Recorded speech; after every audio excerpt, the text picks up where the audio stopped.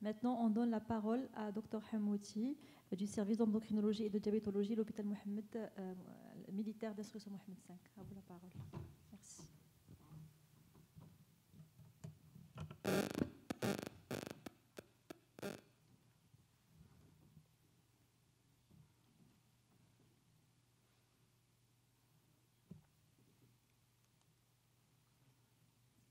Donc, on insiste sur le respect du temps, s'il vous plaît.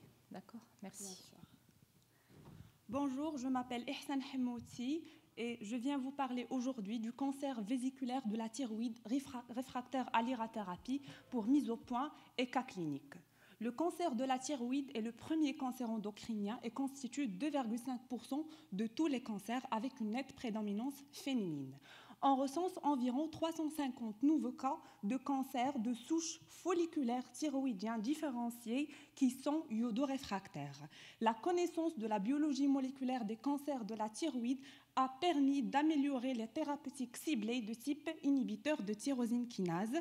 Je vous fais cette présentation aujourd'hui parce que la présence de plus en plus de ce nouveau type de cancer nous impose, nous, endocrinologues, l'amélioration de notre culture cancérologique.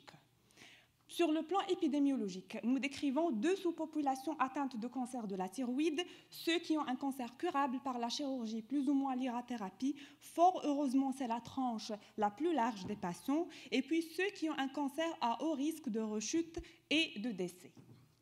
Qu'est-ce que finalement le cancer iodoréfractaire?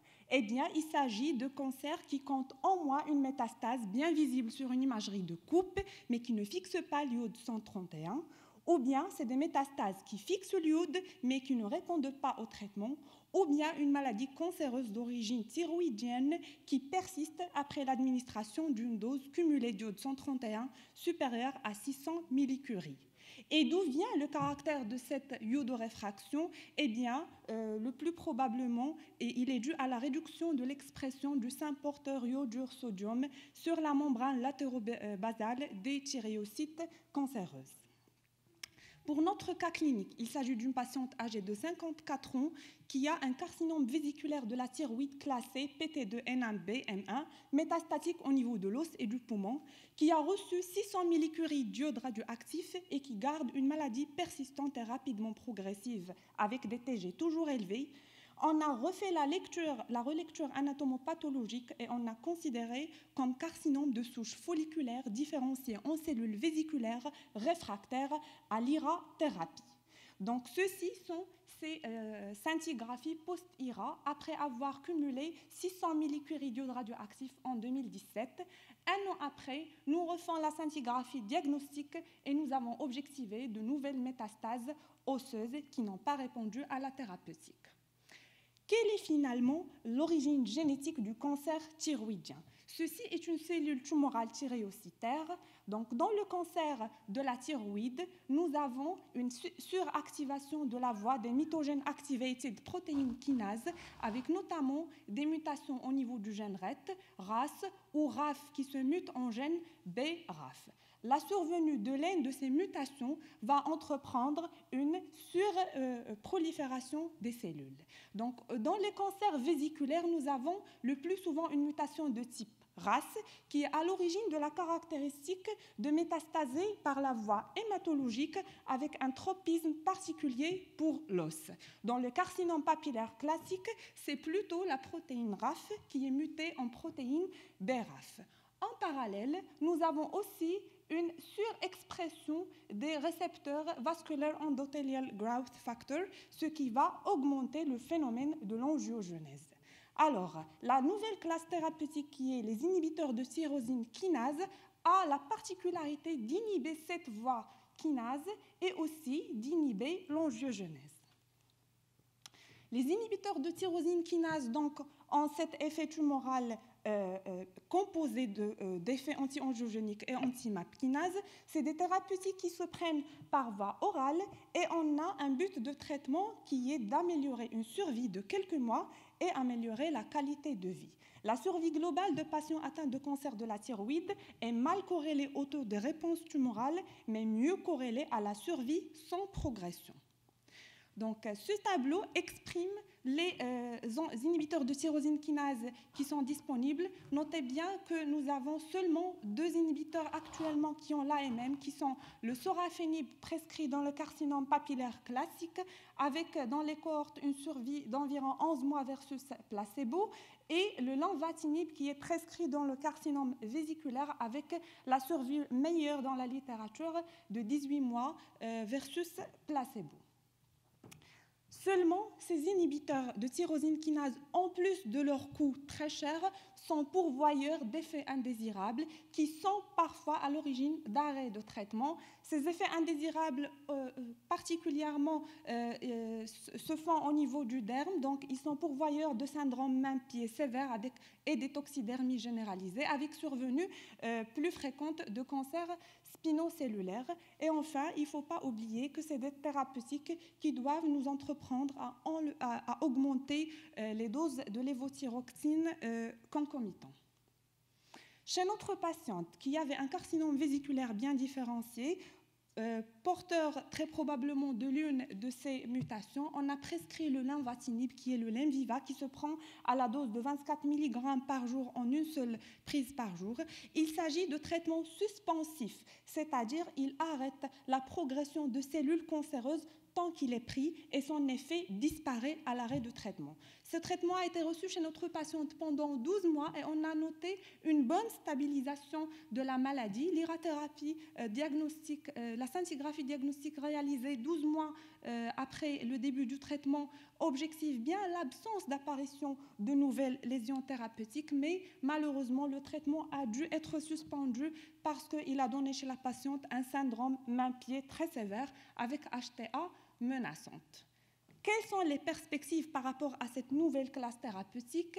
Eh bien, si on connaît mieux la biologie moléculaire des cancers de la thyroïde, nous aurions des séries plus homogènes de patients, nous connaîtrons mieux la physiopathologie du cancer et du coup, nous choisirons mieux les thérapeutiques ciblées et nous assurerons une meilleure réponse chez nos patients atteints de cancer de la thyroïde. Il existe aussi une nouvelle piste thérapeutique dans la littérature qui est la thérapeutique qui donnerait une resensibilisation à l'iode radioactif. Dans la littérature, nous avons des datas pourvoyeuses pour l'acide valproïque, le dépakine, et puis de nouvelles molécules comme le selumetinib. Il existe aussi un groupe français, le TUTIREF, qui est attaché à la Société française d'endocrinologie, qui fait des RCP nationales pour statuer par rapport à ces types de cancers et offrir aux malades la meilleure option thérapeutique possible. Je vous remercie.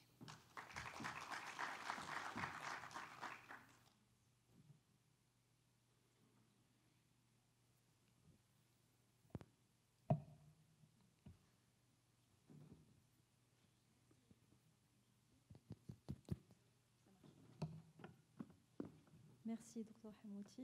Est-ce que vous avez des questions à poser? Je profite du micro. En fait, j'ai deux questions. Je sais qu'en fait, nos collègues enseignants à l'hôpital militaire de Marrakech ont une large expérience avec ces molécules, les oncologues.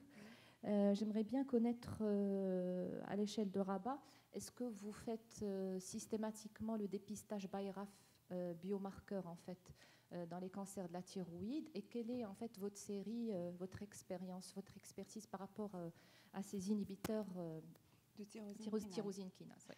Au fait, madame, j'ai colligé ce cas pendant mon cursus à l'hôpital militaire parce que je suis résidente civile et c'est un type de cancer qui est pris en charge par nos amis oncologues. Donc, dès qu'on détecte un cas pareil, nous faisons une RCP en présence des isotopistes, des radiothérapeutes nucléaires. Il se fait une relecture anapathe, une éradication des métastases les plus volumineuses par radiothérapie ou bien par chirurgie pour améliorer la réponse à ce type de thérapeutique. Et on choisit, au fait, actuellement, on n'a que deux choix, soit le sorafenib, soit le lenvatinib.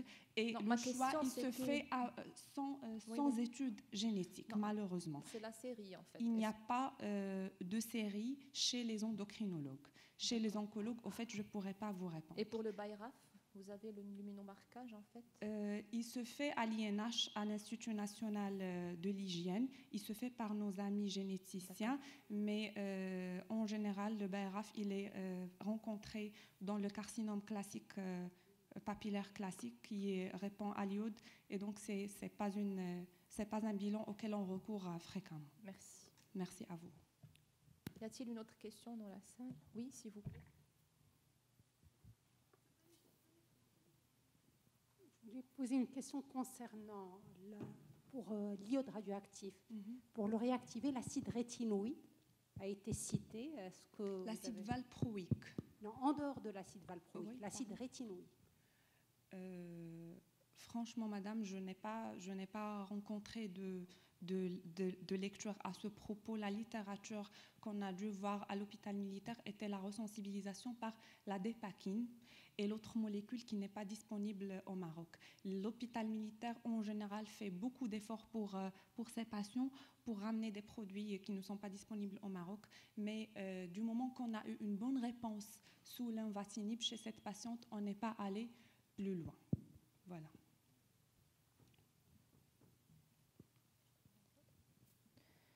Il n'y a pas d'autres questions? Oui, une autre question, s'il vous plaît.